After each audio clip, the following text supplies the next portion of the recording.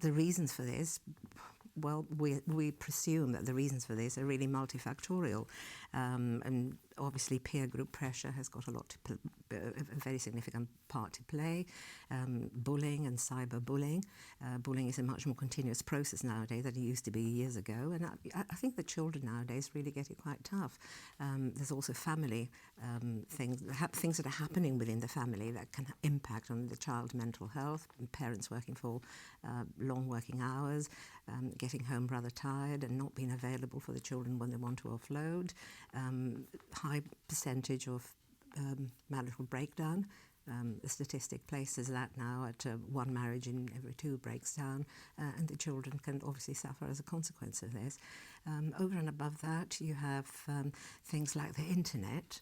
Nowadays, you have the media at one end of the spectrum telling you that you have to be picture perfect at all times, and then you have the internet, and you have to be perfect for all these new people that you know on the internet. So your internet profile and your internet image must also be perfect. So that brings a lot of pressure. And as we know, reputations are made and reputations are destroyed on the internet.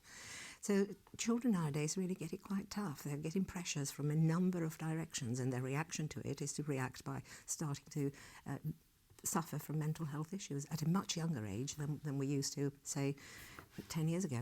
So you mentioned there that children are perhaps more self-conscious due to the bombardment from social media and from the internet and so forth. Are they also sort of more self-aware in terms of diagnosing the fact that they have mental health issues, or they are depressed? Are they more willing to come forward and talk about these things?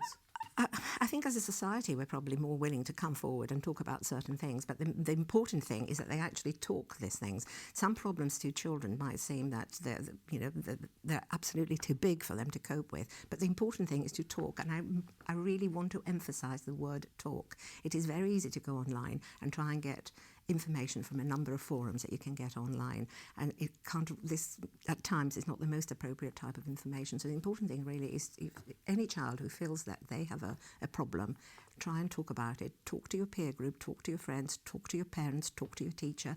Phone up the helpline. At the helpline you will always find someone who's willing to listen to you, who would not berate you, who will believe what you have to say, and who will try and help you in any which way we can to try and resolve the problem. And finally, what else is Childline doing locally, I suppose, to raise awareness of this and to help people dealing with these problems? Well, we've identified this need a while back, and whenever you identify a need, you have to raise awareness about it. So we have been raising awareness about the fact that our children are having mental health problems. And one of the things that we've been doing is we have been meeting up with government ministers and telling them that the time has come for Gibraltar to have a child and adolescent mental health service.